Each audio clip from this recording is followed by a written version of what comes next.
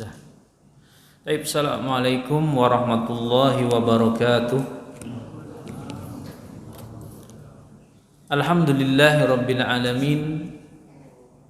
Wa sallallahu ala nabiyyina Muhammadin wa ala alihi wa sahbihi ajma'in. Amma ba'd. Ayyuhal ikhwan wa akhwat rahimani wa rahimakumullah.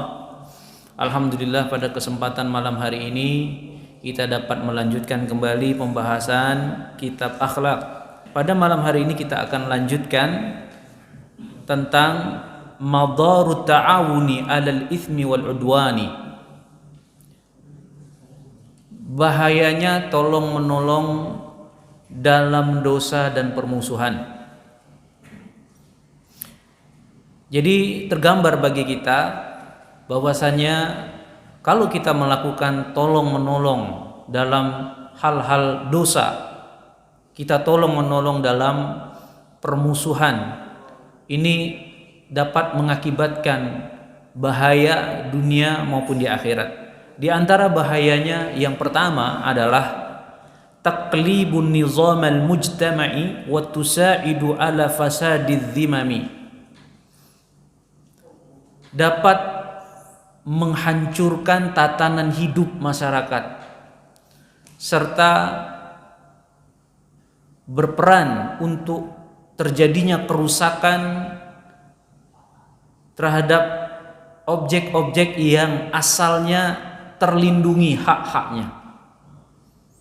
Nah, kaum muslimin yang dirahmati oleh Allah Subhanahu wa taala, jadi ternyata tolong menolong dalam dosa, tolong menolong dalam permusuhan, maka yang pertama adalah dapat menghancurkan tatanan hidup masyarakat. Contoh, apabila dalam sebuah daerah atau kelompok masyarakat tertentu yang mereka sudah terbiasa melakukan tolong menolong dalam dosa atau tolong menolong dalam permusuhan dengan alasan ekonomi misalkan, di mana daerah tersebut katakan banyak sekali terjadi transaksi barang-barang yang haram, dan itu lumrah di kondisi masyarakat tersebut. Ada peredaran narkoba, ada peredaran barang-barang haram yang lainnya, dan masyarakat kelompok tersebut ta'awun, tolong menolong untuk hal tersebut. Nah, maka akan menghancurkan tata kehidupan masyarakat yang ada di kampung itu. Akan terjadi sesuatu yang membinasakan orang, dari peredaran barang-barang yang haram seperti narkoba dan seterusnya. Akan tercipta lahir kebohongan-kebohongan, penipuan-penipuan. Nah, ini tata kehidupannya akan hancur dari akhlak yang baik. Nah, ini akibat dari ta'awun, tolong menolong dalam keburukan. Itu merusak tatanan hidup masyarakat yang ada di tempat itu. Ya. Baik kerusakan fisik, bisa menjadi rusak akalnya, badannya, kemudian merusak pikirannya, merusak jiwanya dan seterusnya. Ini merusak tatanan hidup masyarakat di daerah tersebut. Kemudian demikian juga tolong menolong dalam dosa dan permusuhan ini sebagai peran untuk menghancurkan atau terjadinya kerusakan pada hak-hak orang yang mestinya terjamin, dilindungi. Contoh, seseorang dia tolong menolong dalam merampok, mencuri barang orang, maka yang terjadi adalah hak-hak harta orang yang harus dilindungi dengan tolong menolong dalam dosa tersebut hilang. Tolong menolong dalam pembunuhan, tolong menolong dalam menipu, tolong menolong, ini merusak hak-hak orang yang dijamin.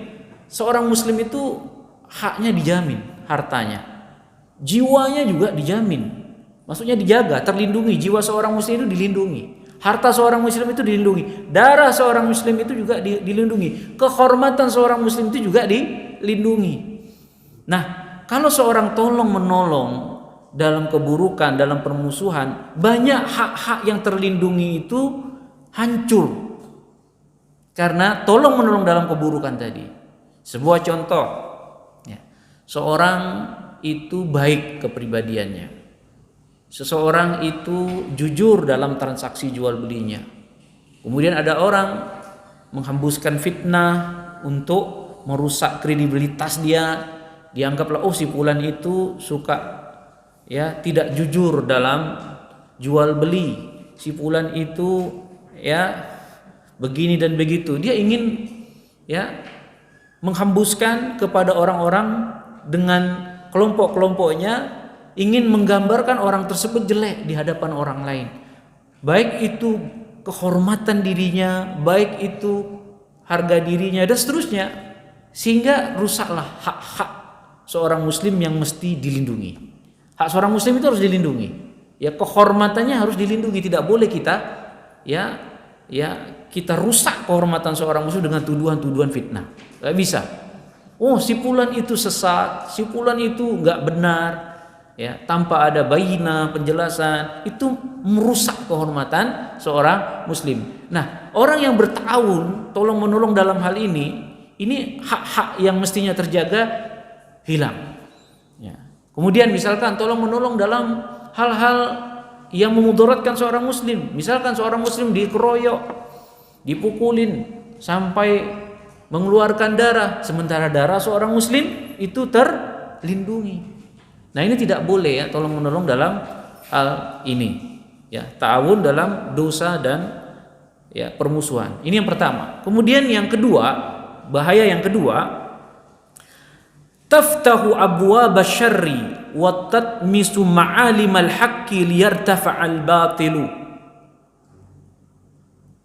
Tolong menolong dalam dosa dan permusuhan itu akan membuka pintu-pintu keburukan, ya, dan akan memudarkan petunjuk-petunjuk kebenaran agar supaya tampaklah kebatilan. Nah, ayo ikhwan rahimani wa rahimakumullah taala. Bahaya yang kedua ini jelas, ya, tolong menolong dalam keburukan pasti itu akan membuka pintu-pintu keburukan yang lain. Ya, misalkan seseorang dia tolong menolong untuk mengadu domba orang lain, ya, maka yang terjadi adalah kebencian, permusuhan, itu yang akan terjadi. Kemudian dia akan ya memudarkan petunjuk-petunjuk al-haq, itu jadi pudar dibuatnya, ya. Akhirnya apa? Yang tampak itu kebatilan, ya, supaya kebatilan itu tampak, ya. Misalkan seseorang itu sudah terbiasa dengan ta'awun dalam keburukan, dalam permusuhan, sehingga kaedah-kaedah yang benar harus dilakukan itu tidak dipandang lagi, ditutup dengan hal-hal yang buruk. Akhirnya pudarlah petunjuk-petunjuk yang benar, yang tampak adalah kebatilan. Contoh, tolong menolong dalam ribawi, ya. Misalkan tolong menolong dalam ya penipuan misalkan, dan itu menjadi lumrah, atau jual beli dibumbui dengan kebohongan, ya, dan orang menganggap itu biasa, ya. Ketika itu menjadi sebuah pegangan masyarakat tertentu, wah itu biasa. Yang semestinya berdagang harus jujur, muamalah tidak boleh dengan ribawi, jual beli itu tidak boleh menipu, jadi pudar dan dianggap biasa, tampaklah kebatilan, ya. Ta'awun dengan kebatilan itu akan menjadi tampak, sementara jalan-jalan al-haq dalam bermuamalah dengan sesama manusia menjadi pudar pada akhirnya. Ini efek daripada tolong menolong dalam kebatilan. Kita nggak usah jauh-jauh. Orang zaman sekarang dengan transaksi ribawi itu pudar bagi mereka. Ada yang mengatakan boleh, ada tidak. Padahal dalam Al-Quran jelas. Buktinya kita lihat banyak orang-orang masih bertransaksi dengan ribawi, bekerja di ribawi dan seterusnya. Bagi mereka kan berarti samar. Yang batil seolah-olah hak. Jual beli dengan produk ribawi, ya. Sehingga apa yang terjadi? Yang terjadi al-haq itu yang mestinya tidak boleh bertransaksi dengan hal tersebut menjadi pudar, menjadi terbiasa.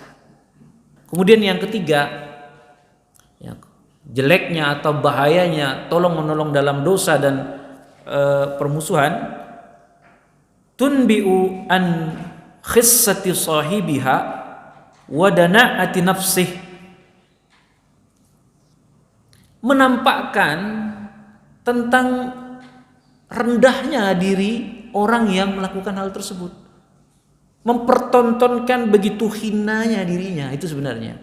Jadi orang yang sudah terbiasa dengan ta'awun dalam dosa, ta'awun dalam permusuhan, mudaratnya adalah secara tidak langsung dia itu menampakkan kerendahan, ya, apa yang dia lakukan, menunjukkan kehinaan dirinya itu sebenarnya.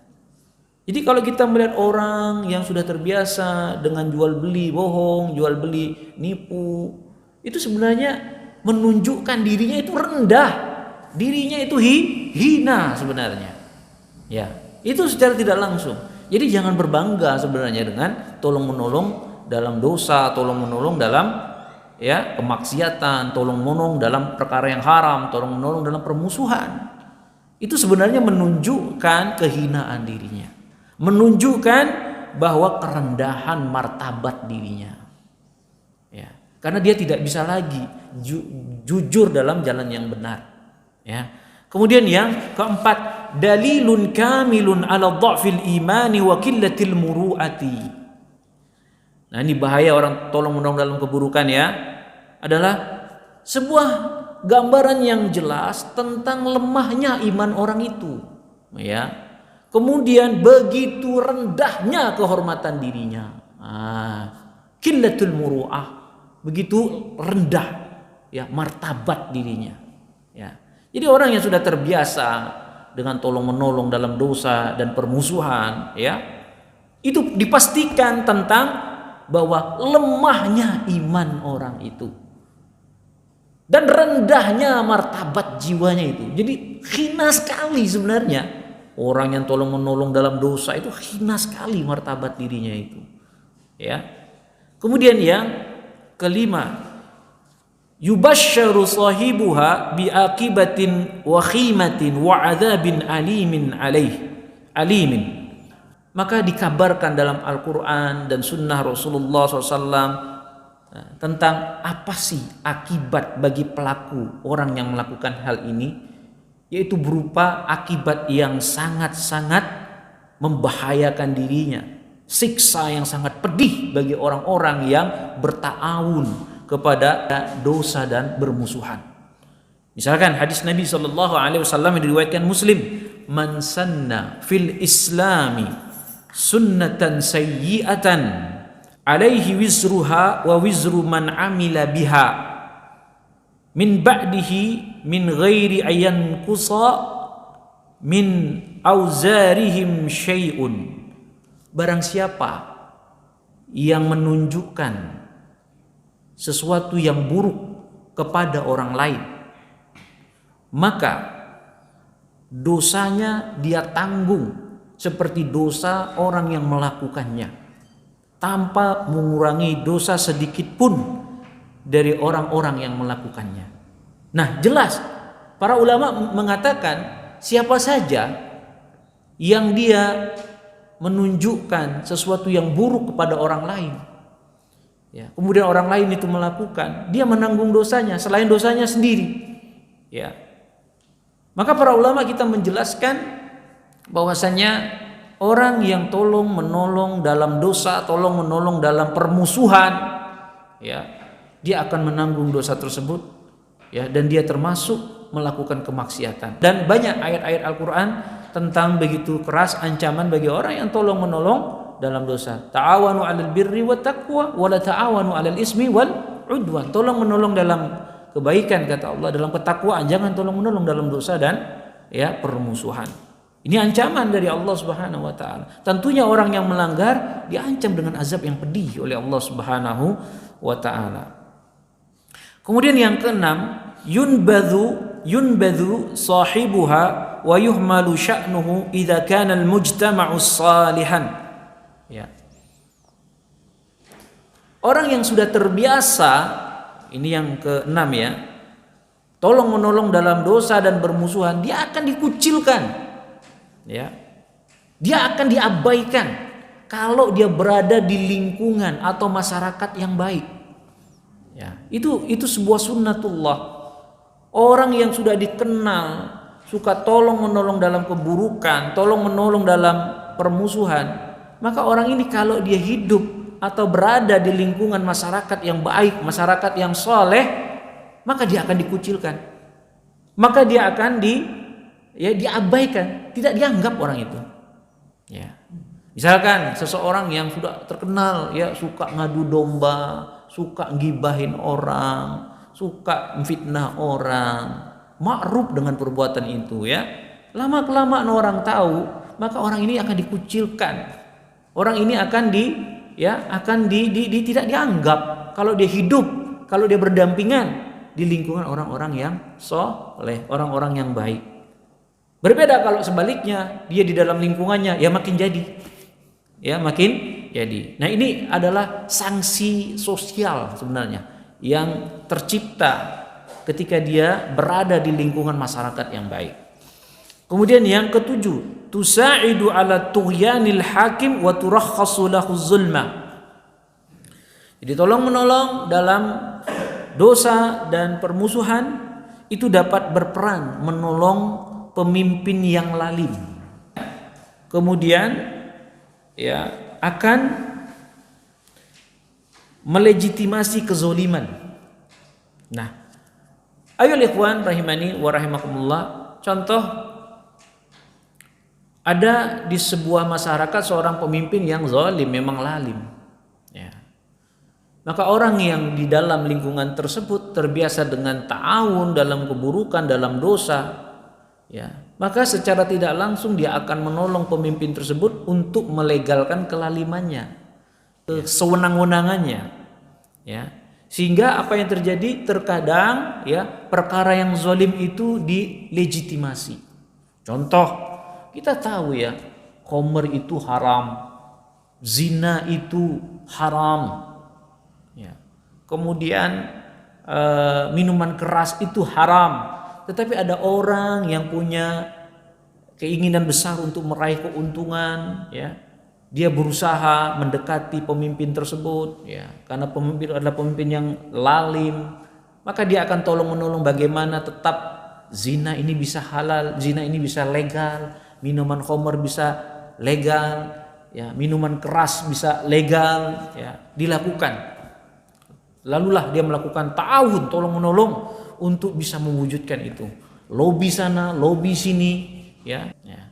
Nah, inilah bentuk ya ismi wal udwan, dosa, tolong menolong dalam dosa dan kemaksiatan serta permusuhan. Kemudian selanjutnya yang ke-8, idza takhaqqaqat fi mujtama'in kanat sababan fi khirabihi. Apabila tolong menolong dalam dosa dan permusuhan ini terrealisasi, terwujud di tengah-tengah masyarakat, ya, maka ini sebab kehancuran masyarakat itu, sebab kehancuran dari masyarakat itu. Jadi nggak usah jauh, sebuah kelompok gang yang dia sudah terbiasa tolong menolong dalam dosa, ya, jual narkoba, peredaran narkoba, ya, demi alasan ekonomi, ya, jual minuman keras, jual arak, ya, jual menerima barang curian untuk kebutuhan hidup, biar untung banyak cepat kaya, berputarlah dalam sebuah lingkungan tersebut, ya, maka lingkungan itu mesti akan hancur, moralnya akan hancur, akhlaknya akan hancur. Kemudian yang ke-9, tadi'ul huququ wa tasilu li ghairi ahliha wa mustahaqqiha. Yang ke-9 adalah Tolong menolong dalam keburukan, dalam dosa, itu akan menghilangkan hak-hak orang lain yang akhirnya nanti diberikan kepada orang yang bukan haknya. Ya. Contoh, misalkan dalam lamaran pekerjaan, si fulan mestinya diterima, ya, nilainya tinggi, ya, masuk instansi A, bagus, tetapi tolong menolong dalam keburukan karena saudaranya, karena familinya, mulailah korupsi, mulailah nepotisme, membantu padahal dia tidak layak untuk masuk. Dari nilainya tidak bagus, sogoklah masuk ini 300 juta, masuklah ini 250 juta. Ma'ruf kan yang seperti ini? Nah, berarti orang ini telah membuat sesuatu yang bukan haknya, tapi diberikan kepada sesuatu yang haknya, yang bukan haknya diambil. Maka ini adalah zalim. Ya, zalim. Hak-hak yang mestinya diberikan kepada orang yang berhak itu hilang akibat ta'awun 'alal ismi wal udwan. Tolong menolong dalam dosa dan permusuhan. Ya. Kemudian dalam permusuhan misalkan kelompok A, kelompok B bertikai. Ya, terjadilah sebuah pertikaian, permusuhan. Nah, datanglah hakim mempertengahkan, mengislahkan. Maka diputuskan si A benar, si B salah. Si hakim harus mengatakan si A benar, si B salah. Karena kalau tidak dilakukan seperti itu, tidak ada penjelasan seperti itu, hak-hak orang yang benar itu akan terabaikan. Nah, banyak kita melihat ya udahlah kita islah, tidak usah kita pikirkan lagi, yang penting sama-sama bersatu, ya. Tapi tidak dijelaskan siapa yang salah, siapa yang benar, ya. Maka Syekh Shalih Utsaimin mengatakan ini tidak mengambil haknya, ya. Misalkan si fulan menuduh si A, menuduh si B itu akidahnya sesat, ya, si B, ayo kalau gitu kita diskusi, kita tentukan mana yang hak, mana yang batil, atur waktunya kapan. Yang nuduh itu nggak berani, malah dia menyebarkan ke jamaahnya kemana-mana, si B sesat padahal si B udah ngajak diskusi dengan baik. Nah, ini orang yang tidak mengambil haknya, ya. Ini orang-orang yang zalim sebenarnya. Kenapa zalim? Zalim terhadap tuduhan yang tidak berdasar, tetapi orang yang itu tidak tahu apa kesalahannya. Ketika diajak untuk berdiskusi nggak mau, berarti ini mengabaikan hak orang. Terjadilah perpecahan, permusuhan. Karena apa? Tidak melihat kaidah-kaidah yang diajarkan Islam. Tadiul hukuk. Akhirnya menghilangkan hak-hak orang lain, kemudian berpaling kepada selainnya. Ya, selanjutnya adalah suwarun minat ta'awun. Bentuk-bentuk dari tolong menolong. Ya. Yang pertama, ta'awunu ala tajhizil ghazi. Tolong menolong dalam persiapan untuk penyerangan peperangan. Contoh, misalkan Saudi Arabia bekerja sama dengan negara-negara Teluk, ya, negara Liga Arab pada saat itu menyerang Yaman karena Yaman telah diberontak oleh Syiah Hausi. Pemerintahnya Abdurrahman Hadi berpidato meminta seluruh dunia Islam untuk menolak, untuk menolong pemerintah Yaman karena ada pemberontak Syiah Hausi, ya. Maka bergabunglah di atas kepemimpinan Saudi Arabia, diseranglah pemberontak Syiah Hausi yang digelar teroris yang ada di Yaman. Nah, ini adalah tolong menolong dalam penyerangan. Ini boleh saja karena yang diserang adalah, ya, pemberontak Syiah Hausi. Jadi Syiah Hausi itu adalah pemberontak di Yaman yang ingin menggulingkan pemerintah Abdurrahman bin Hadi, pimpinan Yaman. Maka Saudi dan yang lainnya menolong.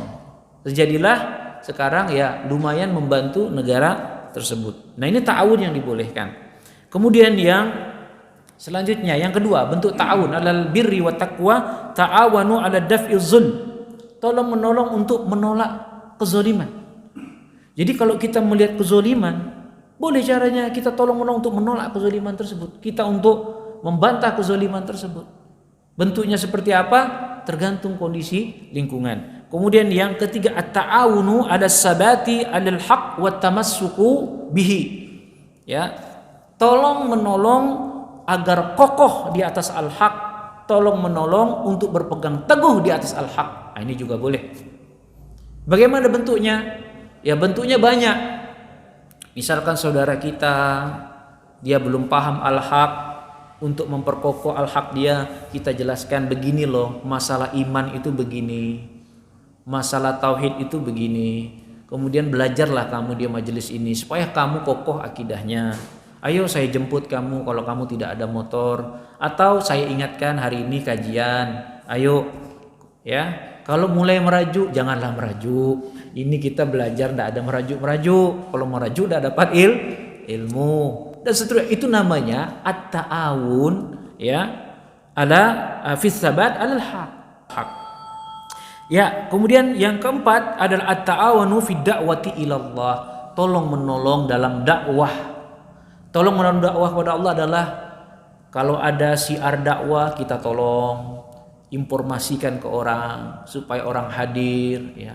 Kemudian catatan kita dalam pelajaran kita sampaikan kepada kawan kita.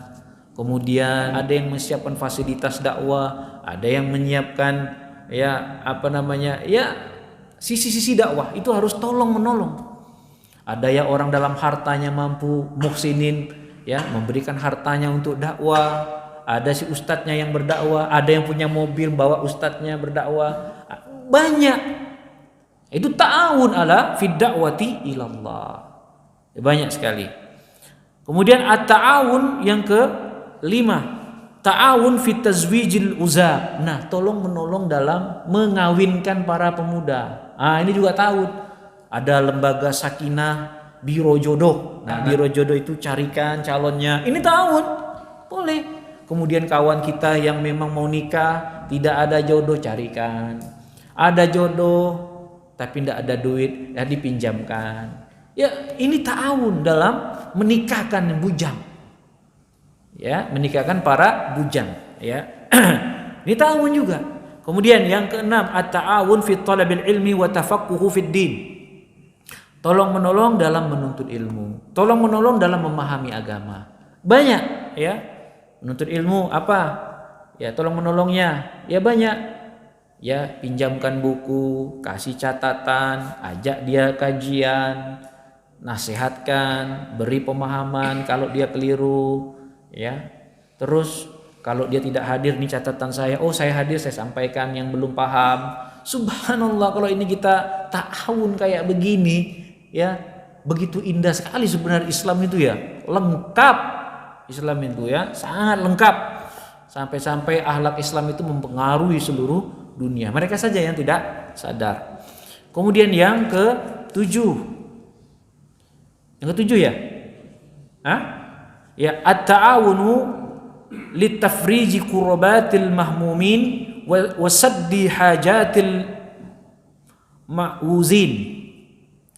Tolong menolong untuk melapangkan penderitaan orang yang sulit, ya. Kemudian ya meringankan ya kebutuhan orang-orang fakir. Ini termasuk ya, misalkan ada saudara kita yang susah, kita tolong bantu dia beras, bantu dia uang untuk menghilangkan kesulitan dia. Dia sakit mau berobat tidak ada uang, kita kumpulkan kawan-kawan sumbang untuk dia berobat, bawa dia ke puskesmas, bawa dia ke rumah sakit, bawa dia ke dokter. Atau dia butuh yang lain, tidak bisa mensekolahkan anaknya, tanggung anaknya, ya, dan seterusnya, ya. Orang-orang yang fakir sulit makan dibantu, buat organisasi, ngumpulkan sedekah Jumat, entahkah sedekah Jumat, sedekah bulanan, sedekah mingguan untuk orang-orang yang miskin. Nah, ini termasuk faidah, tolong menolong. Kemudian yang ke-8, ta'awunu ma'al amirus salih wa taqdimun nushi lahu wa musa'adatuhu 'alal qiyami biwajibatihi. Tolong menolong ya kepada pemimpin yang soleh, pemimpin yang baik, itu kita tolong, ya. Berikan nasihat untuk hal-hal yang baik untuk dia. Tolong dia untuk melakukan kewajiban-kewajiban yang sudah menjadi bebannya. Misalkan presiden, menteri, apa yang kita bisa nasihatkan, kita ngelihat kemungkaran, nasihati.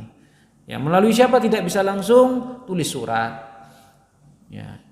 Atau orang yang terdekat dengan presiden atau siapa, menteri, gubernur, wali kota, ya, dan seterusnya, beri nasihat. Bantu dia untuk melakukan kewajiban-kewajiban yang memang menjadi tanggung jawab dia. Misalkan ya pemerintah kita mewajibkan kita dalam Covid ini jaga protokol kesehatan, pakai masker, jaga jarak, jangan berkumpul. Ya kita bantu mereka untuk merealisasikan itu. Ya. Karena dia pemimpin yang harus kita bantu. Ya. Baik. Kemudian yang ke-9, timun nasihati 10 ya, liman yahtajuha. Kita memberikan nasihat kepada orang yang membutuhkan. Kita melihat ada saudara kita futur, ya, beri dia nasihat. Kenapa kamu ini futur? Kok sudah malas lagi datang ke masjid? Ada apa? Ya, datanglah ke masjid akhi. Kenapa kamu ini jarang pengajian? Sibuk? Janganlah sibuk. Coba datang. Oh, sibuk dengan pekerjaan. Wah, semua orang juga bekerja. Ya, bagilah waktu dan seterusnya. Itu nasihat kepada orang yang membutuhkan. Ini ta'awun. Kemudian yang keberapa? Ke-11. Ke-11 ta'awunu 'alal al-amri bil ma'ruf wa nahyi 'anil munkar. Tolong menolong dalam amal ma'ruf dan nahi munkar semampu kita, ya. Kita mengajak orang yang ma'ruf, kita cegah orang yang munkar semampu kita sesuai dengan kaidah-kaidah yang diajarkan tanpa melampaui batas.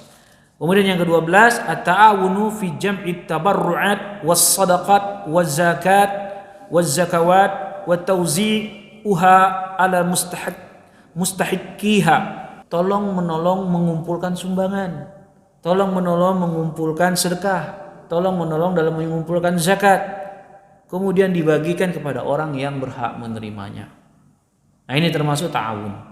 Kemudian ke-13, at-ta'awunu 'alal halil khilafat wan niza'at allati taqa'u fi wastil mujtama' al-muslim.